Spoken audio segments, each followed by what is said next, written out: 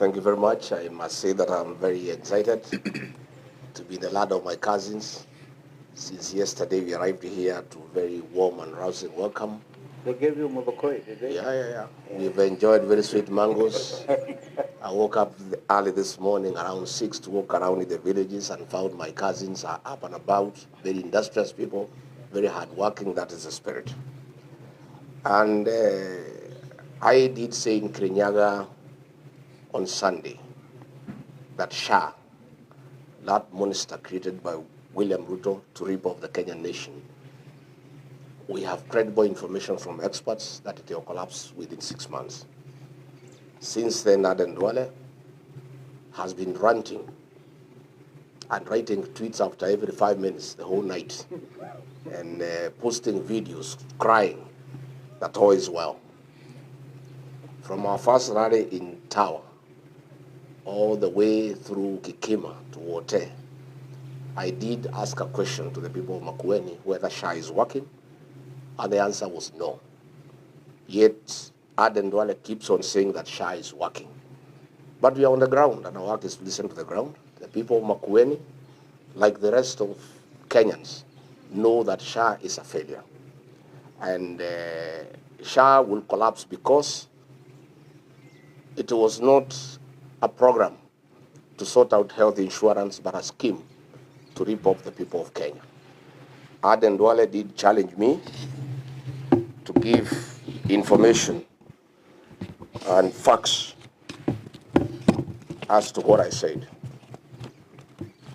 And I've seen he was busy the whole night crying. Let him stop crying. He needs to preserve those tears because what is coming is much more. And will continue every day. And I want to thank the people of Kenya, especially public servants, civil servants who are disgruntled by what is happening in Kenya, the theft of public resources, wanton corruption, misappropriation of public funds. They keep on giving us information. I want to assure them that we will treat the information with confidentiality and will not expose them so that they are not exposed to harm by the state. Before the launch of Shah, NHIF had proposed that they be provided with 800 million Kenya shillings to create a new system, to upgrade the system that they had, to make it compliant to the present times. Instead, William Ruto, with a scheme to loot funds from the people of Kenya, scrapped off NHIF and brought Shah. And a system was procured at a cost of 104 billion Kenya shillings. NHIF had indicated that they only needed 800 million Kenya shillings to upgrade the system. A consortium was created, and in this consortium there was Apero Limited with 59.85% shares. This Apero is associated with Adani. Then Safaricom Kenya Limited, 22.56%. Then Convergence Network Solutions Limited with 17.89%. Aden Duale did ask me to provide details from the registrar of companies showing that his name is not there. He thinks Kenyans are full. His name cannot be there.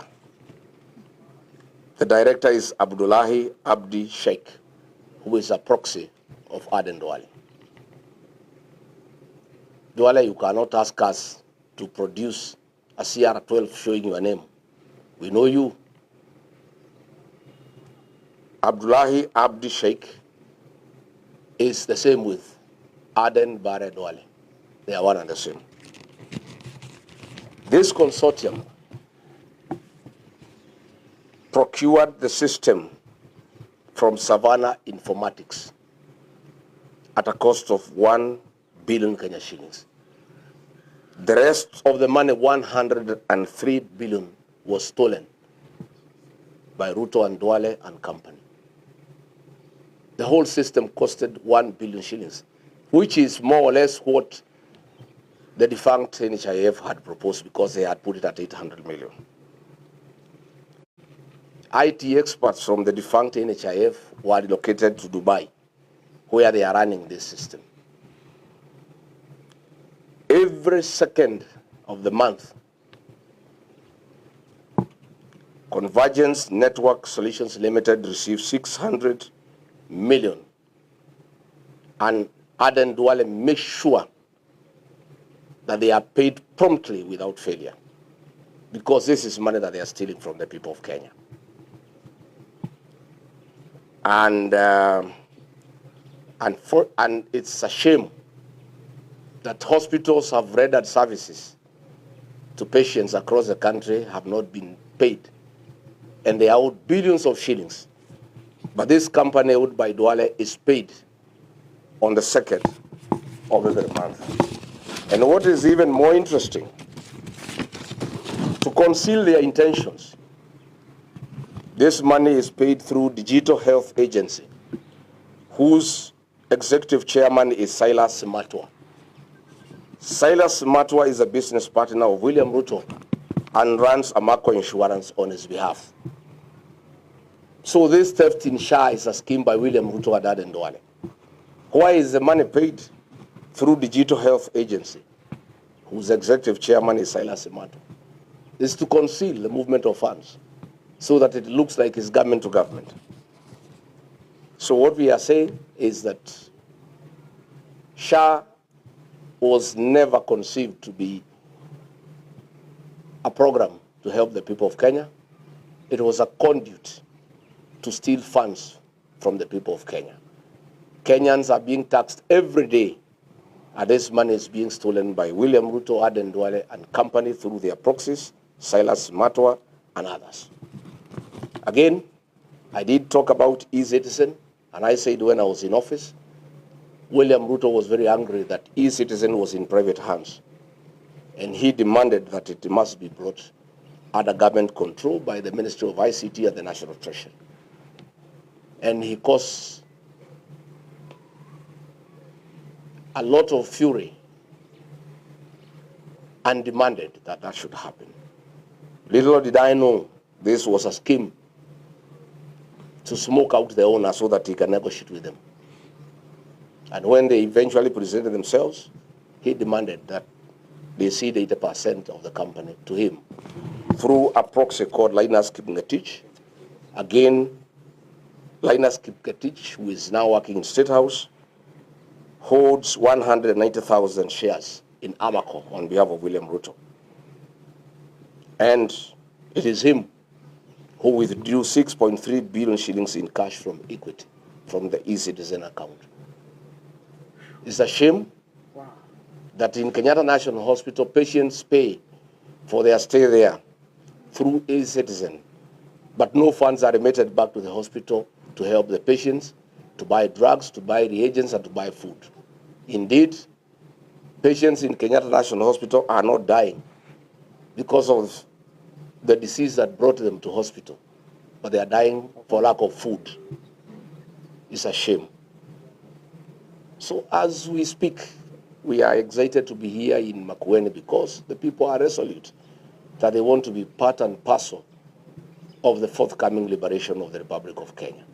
And we are very encouraged from what we have seen, and we want to assure the people of Makueni, and indeed the entire country, that we are clear that we will do what they want. They want us to give them a single presidential candidate to face William Ruto.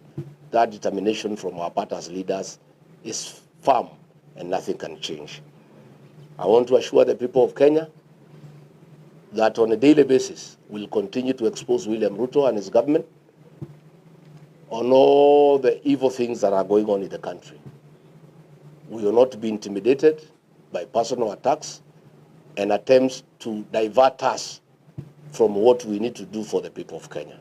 Finally, let me also join the Honorable Stephen Kalonzo Musyoka in expressing disgust and horror at what happened in the middle of the night at Gekomba.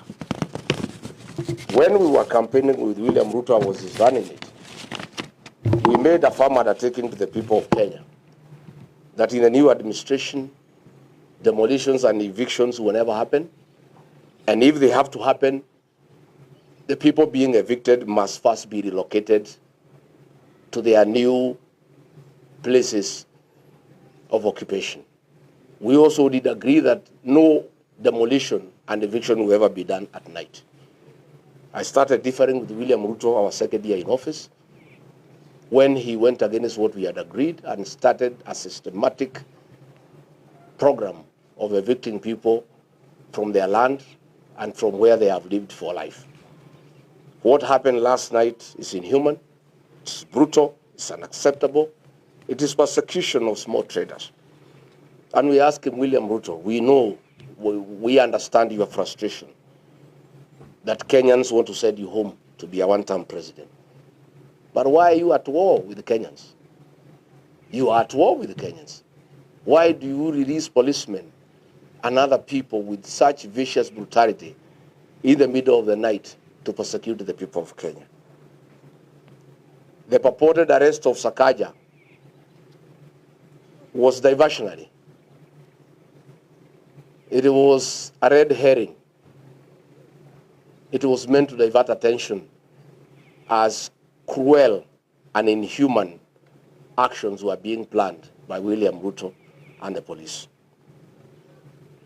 I want to ask the traders to take heart and to appreciate that difficult as things are, our day is coming. And we have a date with William Ruto next year on the 10th of August. And we must put an end to these inhuman and brutal acts against innocent Kenyans who are trying to eke out a living. Thank you very much.